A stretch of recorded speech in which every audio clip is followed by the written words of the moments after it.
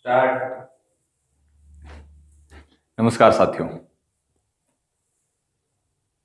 एक बार फिर से उपस्थित हैं रीडर्स क्लासेज के चैनल तले। जैसा कि आप सब जानते हैं, हम पढ़ रहे हैं जनरल साइंस। देखो, लास्ट क्लास में हमने क्या स्टार्ट किया था? हमने स्टार्ट किया था कि कोशिका विज्ञान के बारे में हमने पढ़ना चालू किया था, जीव विज्ञान के बारे में। तो जीव विज्ञान की जो मूलभूत इकाई है वो कोशिका को बोला जाता है, कोशिका को माना जाता है। ठीक है, मैंने आपको बताया था कि कोशिका को पढ़ने से पहले इसके कुछ फंडामेंटल्स हैं, या जीव विज्ञान के या साइंस के कुछ फंडामेंटल्स हैं। ठीक है, तो उनके बारे में हमने डिस्कस करना स्टार्ट किया था कि हमारे शरीर का निर्माण कैसे होता है। मैंने सजीवों की परिभाषा बताई थी आपको कि सजीव कौन कौन से होते हैं। क्या थी सजीवों की परिभाषा, जरा बताइए। सजीवों की परिभाषा थी कि जो प्रजनन, उत्सर्जन और श्वसन के कार्य कर सकते हैं। प्रजनन, उत्सर्जन और श्वसन के, समझे? प्रजनन मतलब अपनी प्रतिलिपि तैयार करना, अपने ही समरूप बच्चे पैदा करना। ठीक है, उत्सर्जन मतलब एक्साइटमेंट, और श्वसन का मतलब रेस्पिरेशन। जैसे पेड़ श्वसन की कार्य क्रिया करते हैं, इस प्रकार मनुष्य श्वसन की क्रिया करते हैं। जंतु, समस्त सजीव जगत में पाए जाने वाले पौधे और प्राणी। ठीक है, तो यह बताया था कि मनुष्य के शरीर का निर्माण किन सब चीजों से मिलकर होता है। मैंने आपको बताया था कि इस प्रमुख घटक कौन कौन से मनुष्य के शरीर के, 3 चीजें बताई थी: प्रोटीन, कार्बोहाइड्रेट और वसा। जिसमें प्रोटीन कितना परसेंट था, ये कई बार पूछा जाता है। मनुष्य के शरीर संरचनात्मक घटक होते हैं प्रोटीन। शरीर का निर्माण किससे होता है? प्रोटीन से। प्रोटीन किसके बने होते हैं? अमीनो अम्लों के। कितने परसेंट पाया जाता है मनुष्य के शरीर में? दैनिक आहार में प्रोटीन 20%। 20% ही पाया जाता है वसा, जबकि 20% ही पाया जाता है कार्बोहाइड्रेट। सॉरी, 60% पाया जाता है कार्बोहाइड्रेट। ये कुछ इनका रेशियो था। और प्रोटीन के बारे में कुछ बातें मैंने आपको बता दी थी कि प्रोटीन आहार में आवश्यक है, शरीर का निर्माण होता है। कौन कौन लेते हैं? गर्भवती महिला, पहलवान, जिनके चोट लग जाए, घाव हो जाए, वो आहार में अधिक मात्रा में प्रोटीन लेते हैं। अब मैंने ये भी बताया था कि प्रोटीन का जो निर्माण होता है वो अमीनो अम्लों से होता है। प्रोटीन का निर्माण अमीनो अम्लों से होता है। तो देखो, अमीनो अम्लों पे हम डिस्कस कर रहे थे कि अमीनो अम्ल किसे कहते हैं, किनके मिलकर बने होते हैं, कौन कौन से अमीनो अम्ल होते हैं हमारे शरीर में जो आवश्यक होते हैं, कौन कौन से अनावश्यक होते हैं। यहां तक क्लियर है? कई बार पूछ लिया जाता है एग्जाम में, वैसे हालांकि आज तक पूछा तो नहीं गया है, बाकी फिर भी कई बार पूछ लिया जाता है कि अमीनो अम्लों का प्रकार कितने होते हैं, कुल संख्या में कितने होते हैं अमीनो अम्ल।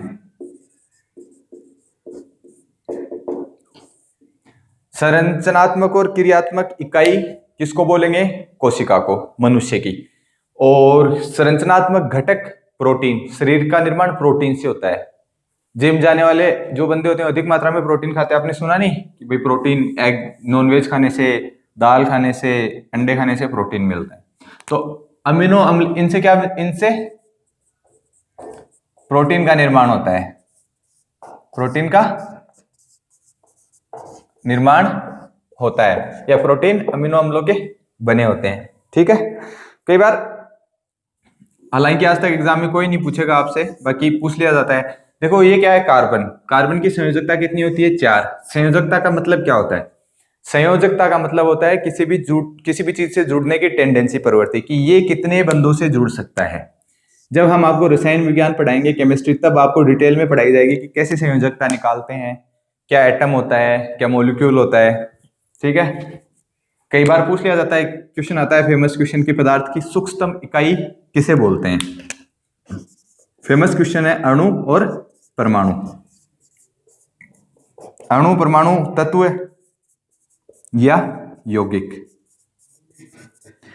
पदार्थ की सूक्ष्मतम इकाई या सबसे छोटा भाग परमाणु को बोला जाता है। ये कई बार एग्जाम में पूछा जाता है, ध्यान रखना।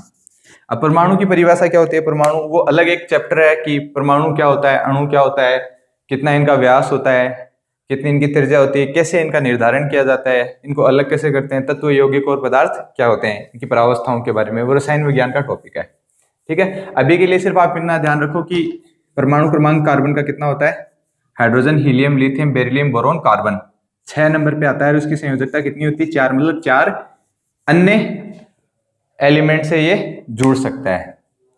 ठीक है, तो इससे NH2 ग्रुप जुड़ता है, हाइड्रोक्सी ग्रुप जुड़ता है, कार्बोक्सिलिक एसिड ग्रुप जुड़ता है और एक हाइड्रोजन जुड़ता है। ये अमीनो एसिड्स होते हैं। ठीक है, ये अमीनो अम्ल का फॉर्मूला होता है। यहां तक क्लियर है? हालांकि एग्जाम में कभी नहीं पूछा गया, स्पेसिफिकेशन हो जाता है। ये ऑल ग्रुप हो गए जिससे अल्कोहल का निर्माण होता है, ये acidic formic acid, acidic acid, इनका निर्माण हो जाता है। ठीक है, ये अमीनो ग्रुप्स हो गए। जहां नाइट्रोजन आता है वहां अमीनो एसिड का स्ट्रक्चर होता है। ठीक है, तो यहां फेमस क्वेश्चन क्या बनता है यहां से रिलेटेड? क्वेश्चन ये बनता है, एग्जाम में कई बार पूछा गया है कि संख्या में अमीनो अम्ल, कुल अमीनो अम्ल कितने होते हैं? संख्या में कुल अमीनो अम्ल कितने होते हैं? एक तो होता है अमीनो अम्लों का प्रकार, एक होता है संख्या में कुल कितने अमीनो अम्ल होते हैं। देखो, हर बार एग्जाम में पूछा जाता है, एनटीपीसी ले लो, पटवारी ले लो, राजस्थान पुलिस ले लो, ग्रेड सेकेंड और थर्ड के जितने भी एग्जाम होते हैं उनमें वन लाइनर क्वेश्चन आते हैं। और वन लाइनर क्वेश्चन में कई बार स्टेटमेंट डायरेक्ट दे के आपको पूछ लिया जाता है कि संख्या में कुल अमीनो अम्ल कितने प्रकार के होते हैं। तो कई बार पूछा गया है, ध्यान रखना, अमीनो अम्ल कुल 20 प्रकार के होते हैं। कुल 20 प्रकार के अमीनो अम्ल होते हैं, अमीनो अम्ल होते हैं। जैसे देखो, कार्य कैसे करते हैं अमीनो अम्ल? हम भोजन ग्रहण करते हैं पोषक तत्वों से युक्त, जैसे हम भोजन ग्रहण करते हैं उसमें क्या होता है, अमीनो अम्ल होते हैं। ठीक है, जैसे मृदा में क्या है, पोषक तत्व होते हैं, नाइट्रोजन, हाइड्रोजन, कार्बन, ऑक्सीजन, सारे मृदा में घुले होते हैं। और किसान क्या करता है, फसलें उगाता है, तो उस अनाज में क्या होते हैं, जैसे ग्लूटामेट प्रोटीन होता है गेहूं में, चावल में ओराइजा सटाइवा होता है, लेक्ट में लेक्ट प्रोटीन होता है, लेक्ट कैसीन, लेक्ट एल्बुमिन, अंडे में होता है एल्बुमिन और ग्लोबुलिन, ये प्रोटीन होते हैं अलग अलग, ये बताएंगे आपको डिटेल। ठीक है, तो वो जो प्रोटीन होते हैं वो हमारे शरीर में आते हैं। अमीनो अम्लों का क्रम चेंज, प्रोटीन चेंज तो डीएनए से आरएनए, और आरएनए से हमारी बॉडी का निर्माण होता है। ठीक है, ये क्लियर है? तो अब हम देखेंगे कि अमीनो अम्ल के प्रकार कितने हैं। कुल संख्या में तो कितने होते हैं, 20 प्रकार के होते हैं। ठीक है, मनुष्य अपनी सुविधा के लिए इनको दो भागों में बांटता है। एक वे अमीनो अम्ल जिनका निर्माण हमारे शरीर में हो जाता है। अब जो चीज हमारे पास ऑलरेडी अवेलेबल है, उपस्थित है, उसको बाहर से लाने की आवश्यकता थोड़ी पड़ेगी, तो उनको क्या बोलेंगे, अनावश्यक अमीनो अम्ल। जबकि वे अमीनो अम्ल जिनका निर्माण हमारे शरीर में नहीं होता है, उन्हें हमें बाहर से आहार में लेने की आवश्यकता होती है, तो उन्हें क्या बोला जाता है, उन्हें बोला जाता है आवश्यक अमीनो अम्ल। ये मनुष्य की सुविधा के लिए। बाकी ये ध्यान रखना आप, अमीनो अम्ल के प्रकार कितने होते हैं, कुल 20 होते हैं। ठीक है, संख्या में 20 प्रकार के होते हैं। और अपनी सुविधा के लिए क्या लिख रहे हैं अपन कि अमीनो अम्ल 2 प्रकार के होते हैं, 2 प्रकार के होते हैं। एक तो होते हैं आवश्यक अमीनो अम्ल,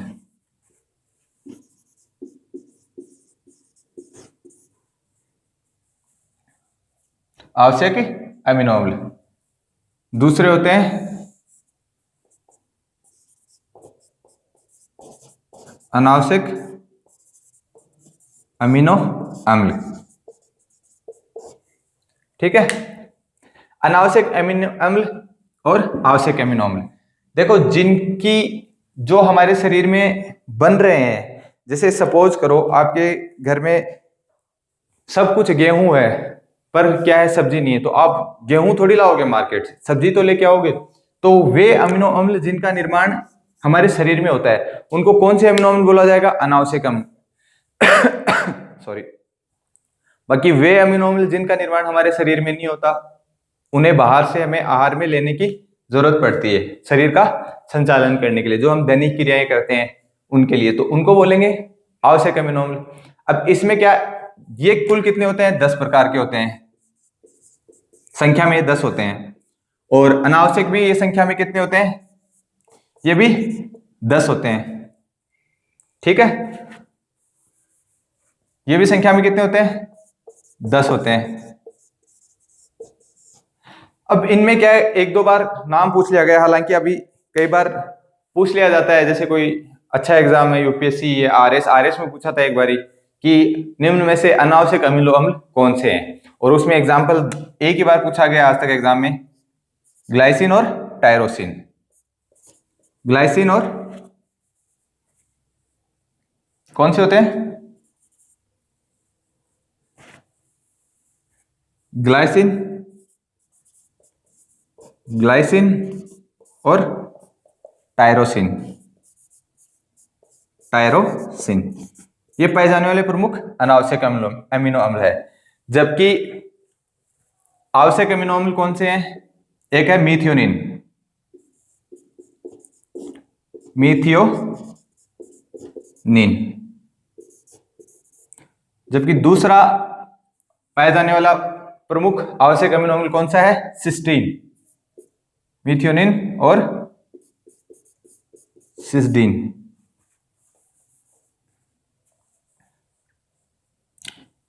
लाइसिन, सॉरी ये लाइसिन है, लाइसिन। तो अमीनो अम्लों के प्रकार बता दिए मैंने। क्या है कि जो हमारे शरीर में बनेंगे उनको क्या बोलेंगे, आवश्यक, नहीं बनेंगे उनको बोलेंगे अनावश्यक। ठीक है, यहां तक क्लियर है, ये आपको याद रखना है बस।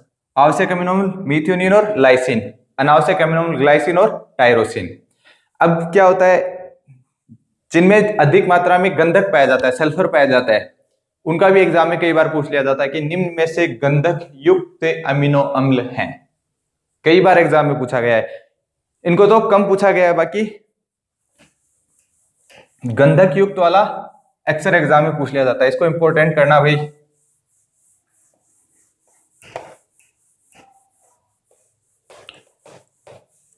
दो क्वेश्चन और बनते हैं अमीनो अम्लों से, एक तो गंधक युक्त अमीनो अम्ल, दूसरा अमीनो अम्ल जो अर्धावश्यक अमीनो अम्ल है। पहले गंधक युक्त लिखा देता हूं, गंधक युक्त अमीनो अम्ल, अमीनो अम्ल। गंधक युक्त अमीनो अम्ल दो होते हैं संख्या में, कौन कौन से होते हैं, मीथियोनिन, जबकि दूसरा कौन सा है, सिस्टीन, सिस्टीन। ठीक है, आपसे डायरेक्ट एग्जाम में स्टेटमेंट दिया जाएगा कि निम्न में से गंधक युक्त अमीनो अम्ल कौन से होते हैं, मीथियोनिन और सिस्टीन, जिसमें मीथियोनिन कौन सा है, आवश्यक अमीनो अम्ल है जो हमारे शरीर में नहीं बनता। ठीक है, अभी लिखाया था मीथियोनिन और लाइसिन। और एक क्वेश्चन बनता है कि निम्न में से अर्धावश्यक अमीनो अम्ल कौन से हैं। अर्धावश्यक का क्या मतलब होगा, अर्धावश्यक का मतलब ये होगा कि उनका आधा संश्लेषण तो हमारे शरीर में हो जाता है, जबकि पूरी पूर्ति हमारे शरीर में उनकी नहीं हो पाती, तो आधे हमें आहार में बाहर से ग्रहण करने पड़ते हैं, तो उनको क्या बोलेंगे, अर्धावश्यक अमीनो अम्ल। तो जैसे नाम से क्लियर है, अर्ध आवश्यक, आवश्यक अमीनो अम्ल, अमीनो अम्ल कौन से हो जाएंगे, अर्जिनिन, अर्जिनिन और हिस्टिडीन, हिस्टिडीन। बस ये याद रखना। अगर आपने इतनी चीजें याद रख ली तो आपका अमीनो अम्ल से कभी भी क्वेश्चन गलत नहीं होगा। चार चीजें हैं, आवश्यक, अनावश्यक, अर्धावश्यक और गंधकयुक्त। कुल संख्या में प्रकार कितने, 20। आवश्यक कौन से, आवश्यक कौन से, मीथियोनिन और लाइसिन। अनावश्यक कौन से, ग्लाइसिन और टायरोसिन। गंधक युक्त कौन से, गंधक युक्त होते हैं मीथियोनिन और सिस्टीन। जबकि अर्धावश्यक कौन से, अर्जिनिन और हिस्टीडीन। ये बात होती है अमीनो अम्लों की। अमीनो अम्लों का क्रम चेंज तो प्रोटीन चेंज, प्रोटीन का क्रम चेंज जैसे मान लो क्या होता है, जेनेटिक कोड पढ़ाऊंगा, त्रिक के रूप में बनते हैं, कैसे हर एक मनुष्य का स्ट्रक्चर अलग होता है, उसका बिहेवियर अलग होता है, फेस अलग होता है, फिंगरप्रिंट्स अलग होते हैं। ये किस वजह से संभव है, ये जेनेटिक कोड की वजह से संभव है। भारतीय वैज्ञानिक थे एक हरगोविंद खुराना, एग्जाम में क्वेश्चन भी पूछा जाता है कि हरगोविंद खुराना का संबंध किस क्षेत्र से है या क्यों प्रसिद्ध है? हरगोविंद खुराना ने जेनेटिक कोड की खोज की थी कि मनुष्य के शरीर में जो जेनेटिक कोड होते हैं, भाई डीएनए आरएनए में क्या पाया जाता है? डीएनए में 4 प्रमुख नाइट्रोजनिक क्षारक पाए जाते हैं, थायमिन, यूरेसिल। वो उनके बारे में बताया जाएगा आपको कि कौन कौन से प्रमुख नाइट्रोजनिक क्षारक है, कैसे इनका क्रम चेंज होता है, तो मनुष्य की अलग अलग स्ट्रक्चर चेंज होती है, अलग बिहेवियर चेंज होता है। बस आप तो ये ध्यान रखो कि हमारे शरीर का निर्माण किन सब चीजों से मिलकर होता है? हमारे शरीर का निर्माण होता है प्रोटीन से मिलकर। प्रोटीन किन सब चीजों से मिलकर बने होते हैं? वो बने होते हैं अमीनो अम्लों से। ठीक है, आपसे एग्जाम में ये पूछा जाएगा कि शरीर की संरचनात्मक और क्रियात्मक इकाई कोशिका, शरीर का निर्माण प्रोटीन से, आहार में गर्भवती महिला को अधिक प्रोटीन, पहलवान अधिक मात्रा में प्रोटीन। अब हम पढ़ लेते हैं कि प्रमुख प्रोटीन कौन से हैं और प्रोटीन की कमी से होने वाले प्रमुख रोग कौन कौन से हैं। यहां तक क्लियर है?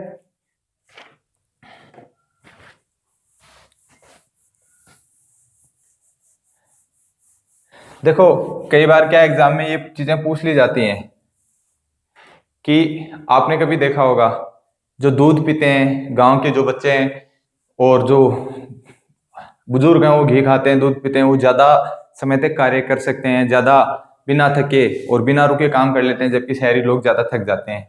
क्यों? क्योंकि वो हेल्दी फूड नहीं खाते हैं।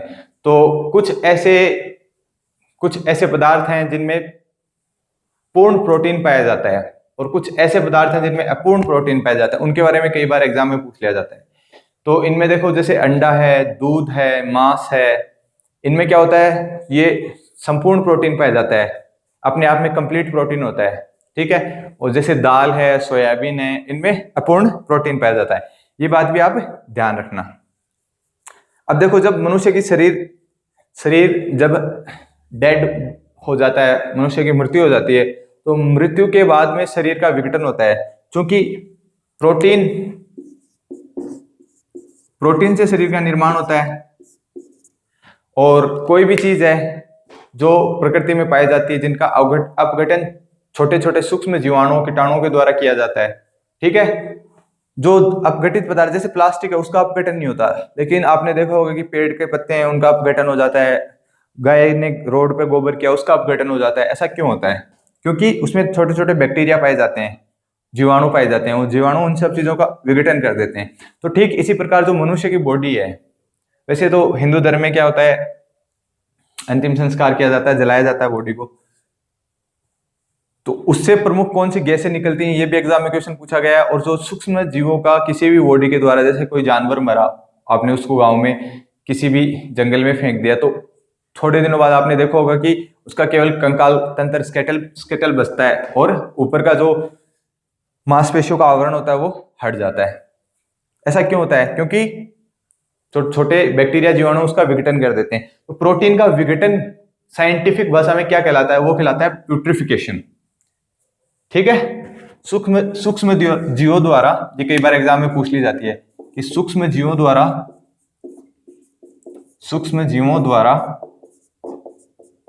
प्रोटीन का विघटन क्या कहलाता है? प्यूट्रिफिकेशन।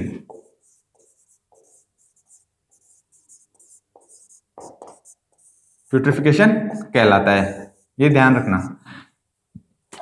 जब इनका विघटन करते हैं तो उससे कुछ प्रमुख गैसें निकलती हैं।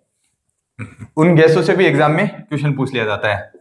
किसी भी बॉडी का जब विघटन होता है तो उससे प्रमुख 3 गैसें निकलती हैं। कौन कौन सी प्रमुख 3 गैसें निकलती हैं, इसके बारे में एग्जाम में कई बार क्वेश्चन पूछा गया। एक तो निकलती है CH4। CH4 का रासायनिक नाम क्या है? मेथेन।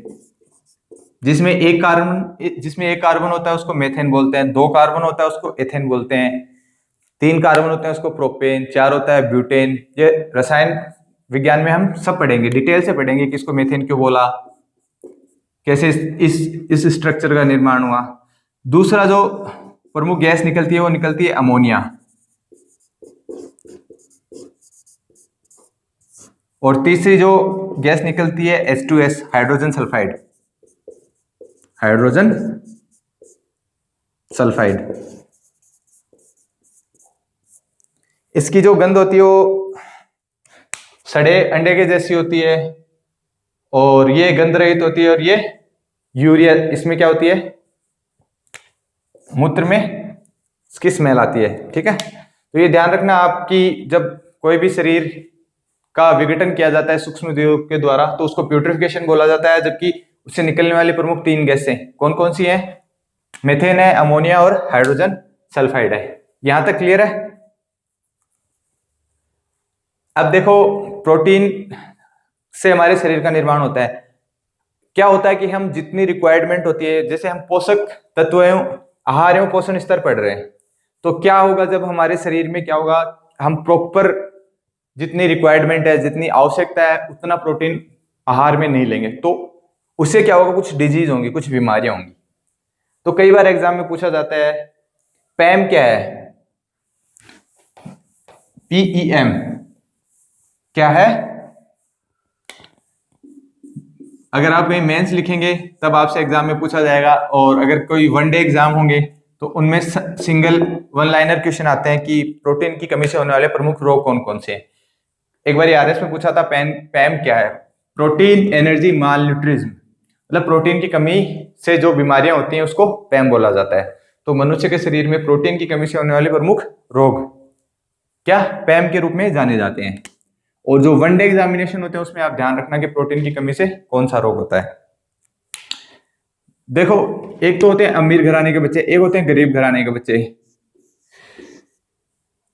जो गरीब घराने के बच्चे हैं वो क्या होंगे, उनको आहार में कैलोरी युक्त भोजन नहीं मिलेगा।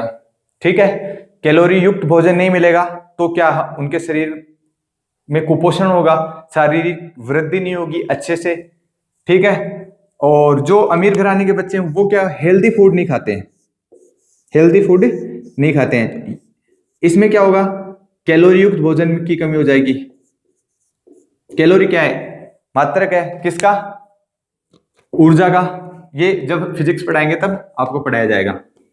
जबकि अमीर घराने के बच्चे क्या करते हैं, जैसे पिज्जा वगैरह खाते हैं तो उसमें क्या होता है, बिल्कुल प्रोटीन नहीं होता है।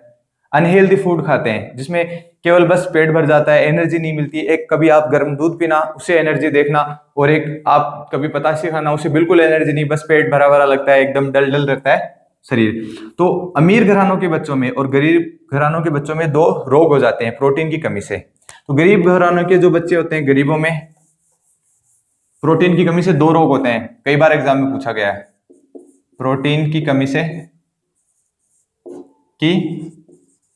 से होने वाले रोग,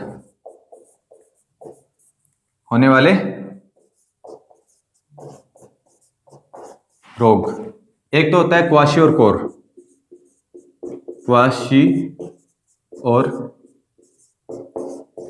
क्वाशियोकोर। ठीक है, ये किस में होगा, ये गरीब घरानों के बच्चों में, गरीब बच्चों में क्वाशियोकोर डिजीज हो जाती है। जबकि दूसरा है मिरासमस, ये किस में होगा, अमीर घराने के बच्चों में, अमीर घरों के बच्चों में। इनको क्या नहीं मिल रहा, प्रोटीन नहीं मिल रहा। तो मिरासमस का इलाज कैसे किया जाता है कि आहार में अगर हम प्रोटीन की मात्रा बढ़ाते हैं तो मिरासमस बीमारी का इलाज संभव है।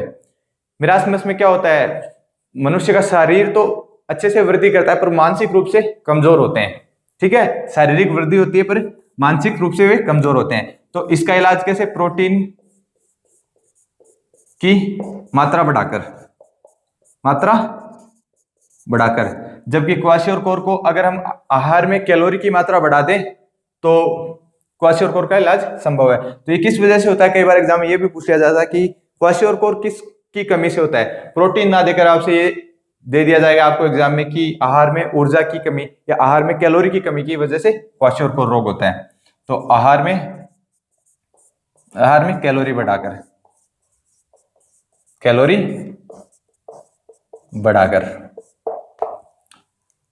ये 2 प्रोटीन की कमी से होने वाले प्रमुख रोग थे। अब कुछ प्रोटीन ऐसे हैं जो मनुष्य के शरीर के लिए आवश्यक होते हैं, जैसे अलग अलग प्रकार के प्रोटीन, जैसे अमीनो अम्लों का क्रम चेंज तो प्रोटीन चेंज। ठीक है, प्रोटीन चेंज तो अलग अलग स्ट्रक्चर चेंज, बॉडी चेंज। मनुष्य के शरीर का निर्माण कैसे होता है? कोशिका, कोशिका मिलकर उत्तक बनाती हैं, उत्तक मिलकर अंग बनाते हैं, अंग मिलकर तंत्र बनाते हैं, तंत्र मिलकर एक शरीर का निर्माण करते हैं। सम्मिलित रूप से उसे शरीर बोलते हैं, बॉडी बोलते हैं। ये चीज आप ध्यान रखना। तो सब कुछ, सारी चीजें किस पे डिपेंड करती है? अमीनो अम्लों पे चेंज, अमीनो अम्लों पे डिपेंड करती है। अब कुछ प्रमुख प्रोटीन्स हैं जो एग्जाम में कई बार पूछ लिए जाते हैं कि दूध में कौन सा प्रोटीन पाया जाता है, चावल में कौन सा, गेहूं में, नाखून में, बाल में, खुर में। तो उनके मैं आपको नाम लिखा देता हूं, ठीक है? यहां तक क्लियर है?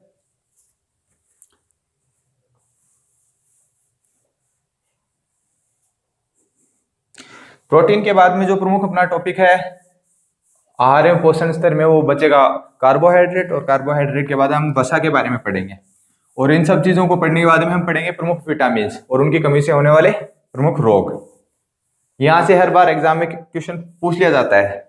विटामिन से तो हर बार एग्जाम में क्वेश्चन आता है, और अगर आप इस क्लास को अच्छे से पढ़ते हो तो संभवतः आपका कोई भी आहार एवं पोषण स्तर का क्वेश्चन गलत नहीं होगा। प्रमुख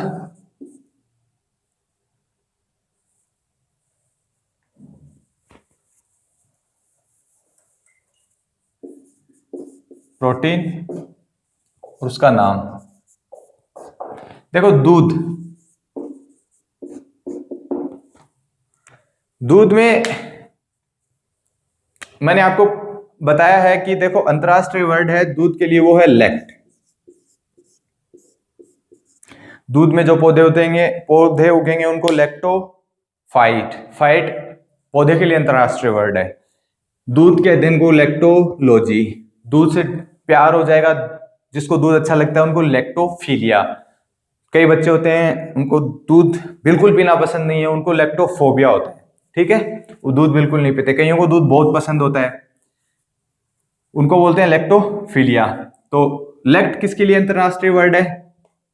लैक्ट दूध के लिए अंतरराष्ट्रीय वर्ड है। जैसे कोशिका के लिए कौन सा है? साइटो। ये बात ध्यान रखना आप। तो जहां जहां लैक्ट वहां वहां दूध, जहां जहां लैक्ट वहां वहां दूध। तो दूध में दो प्रकार की प्रमुख प्रोटीन पाई जाती है। आगे तो लैक्ट लग जाएगा, लैक्ट कैसिन और लैक्ट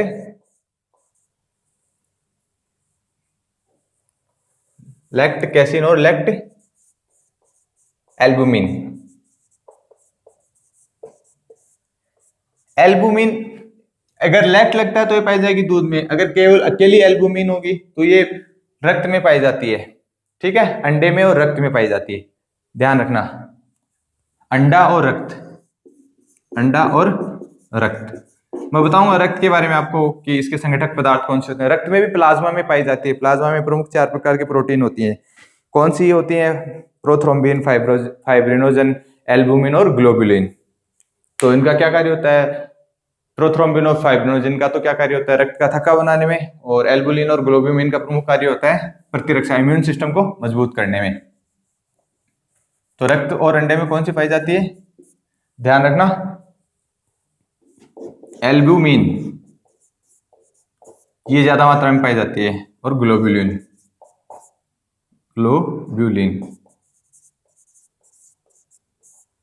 इसके बाद में चावल में पाई जाती है, ध्यान रखना कौन सी? Oryza sativa. चावल का साइंटिफिक नाम क्या है? ओराइजा सटाइवा, ठीक है? ध्यान रखना, चावल का साइंटिफिक नाम ओराइजा सटाइवा है। तो ओराइजा से नाम बना ओराइजिन,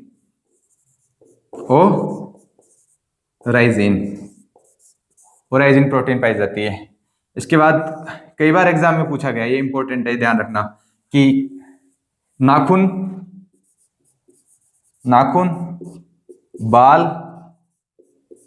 सींग, पशुओं के जो सींग होते हैं, उनके जो खुर होते हैं, मनुष्य के जो बाल होते हैं, नाखून होते हैं, इनमें प्रमुख प्रोटीन पाई जाती है कीरेटिन नाम की, कीरेटिन प्रोटीन। ये शरीर के संगठनात्मक घटकों के बारे में बताया जा रहा है, ठीक है? ये कई बार एग्जाम में पूछा गया है। नाखून और बाल में कौन सी प्रोटीन पाई जाती है? नाखून और बाल में कीरेटिन प्रोटीन पाई जाती है, ध्यान रखना, बहुत इंपॉर्टेंट है। इसके बाद में और प्रमुख कौन कौन से हैं? एक्टिन और मायोसिन पाई जाती है मांसपेशियों में, और जीन, जाय में जीन पाई जाती है, मक्का में रेशम में पाई जाती है,